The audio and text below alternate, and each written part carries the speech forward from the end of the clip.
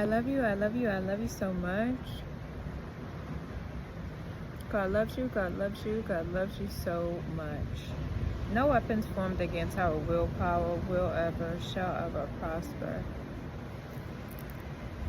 I'm gonna take a nap after this, friends. I've been up for 6 hours already. I just finished meditating.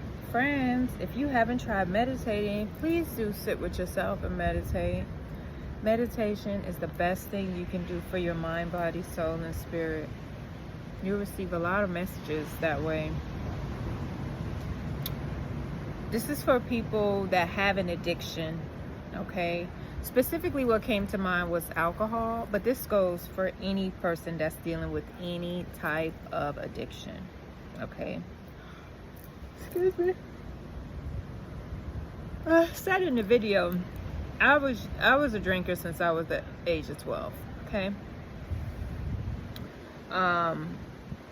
I said in one of the videos I drank every day, but that wasn't a true statement, because when I was on deployment and stuff, like when we were out to sea, I couldn't drink. And then luckily enough for my liver and my kidneys, I would stop drinking for a couple of months at a time just to give them a break. But then when I started again, it was just I was pounding them really hard, okay? So if you have an addiction, it's just as simple as this.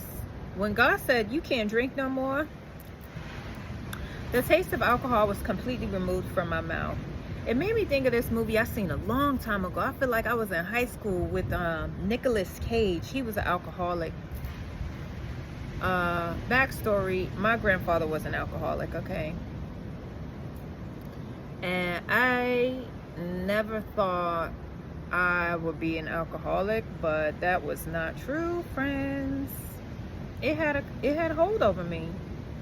And I am so proud to say it's been almost 3 years since I've had a drink. I don't want to drink. I'm good, because like I've never felt this amazing before, you know, like having no alcohol in my body. And alcohol used to make me do stupid shit.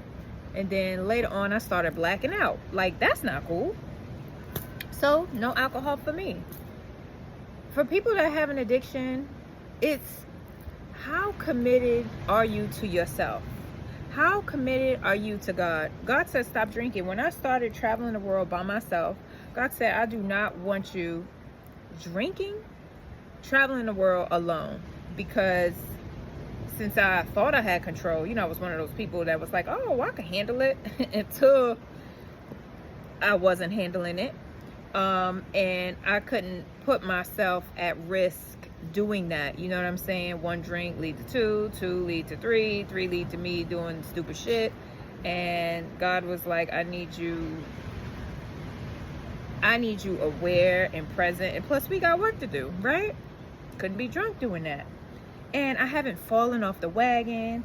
I haven't had any cravings, because I've just been craving myself. I've been craving life. I've been craving just feeling really good.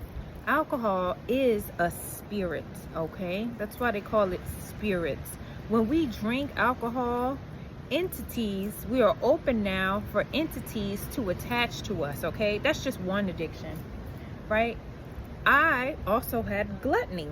You know, I love food. I love food, especially good food, to where I know my body would be full. I can feel the fullness in my body, but it's like I need to go on. I need to go on. I need to go on. I need to finish eating my food, right? Because I was taught to not waste food. So even though I'm full, I am pushing my body beyond its comfortable capacity, and I'm consuming everything, which will make me feel sick. That's not good. Hello, they have to-go containers, or if I know I'm not going to eat the food again because I don't have a means of heating up my food that's not in the microwave, we should not be using microwaves, friends. Okay, side note.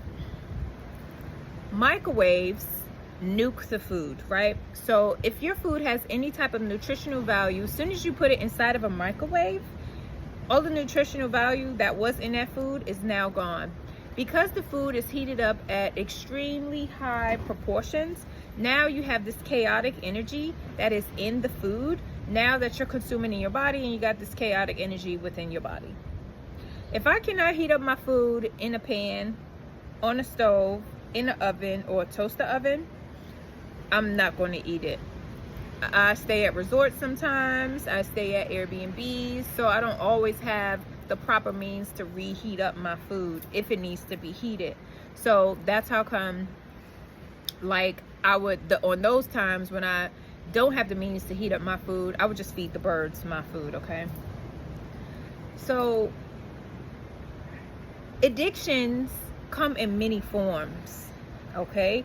And we need to have balance. For me, I don't want to balance alcohol. I don't want it in my mouth at all. I don't want to drink it because it literally makes me feel weird, and plus it's hurting my body. I'm causing unnecessary strain to my organs, and it makes me feel not great. However, I do like to smoke weed.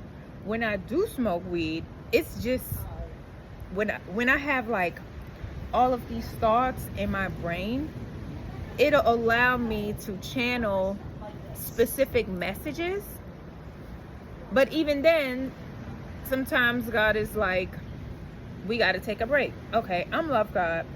I absolutely love God. I smoke weed and I curse.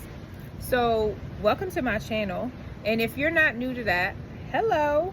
I defy any and everything someone would think of about someone that loves God. My whole life is devoted to God, but I do things my way, right? As God allows me to. But sometimes God be like, cut out the smoking. I love Thailand, first of all. Weed is legal there. And I will go to Thailand and get like 3 grams and be chilling and just be smoking. I'll do my messages. But then God be like, we gotta go, sweetie. We can't be staying here. And God will make me go to places like the last 4 countries I've been to, I didn't have access to weed. Although I smelt it in the air, God was like, nuh-uh, not this time. We not doing it. So I have to use my discernment and be like, okay, we got to put it on pause. Addictions, right? Anything can become addicting. People can become addicting, having too much attachments. But if we find that we have an unequal balance in the consumption of a person's attention, of drinking, of eating, of not eating, of exercising too much, or like because you're losing too much weight, or not consuming enough food, like dieting can be an addiction. Like, we have to have balance, right? We have to have a good balance in our life.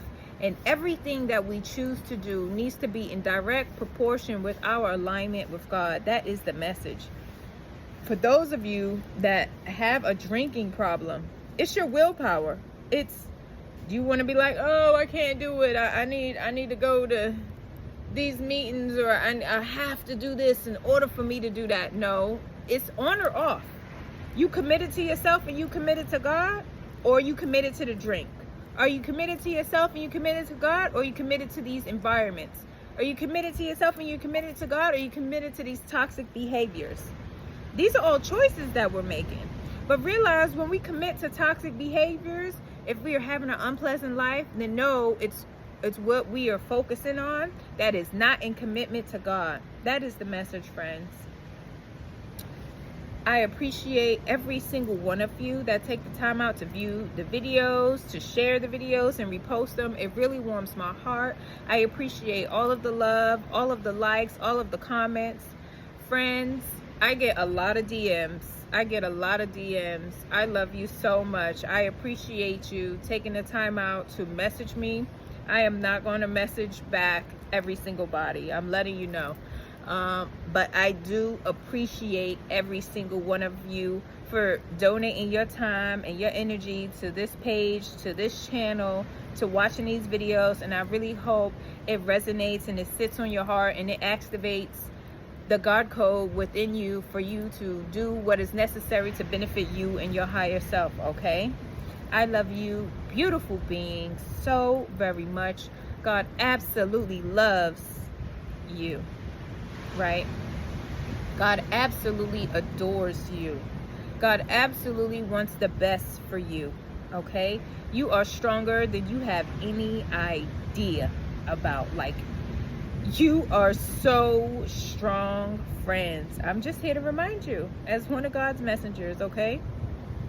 I love you, I love you, I love you so much. Have a super wonderful, awesome, magical day from wherever you're watching from. Okay, friends? Bye.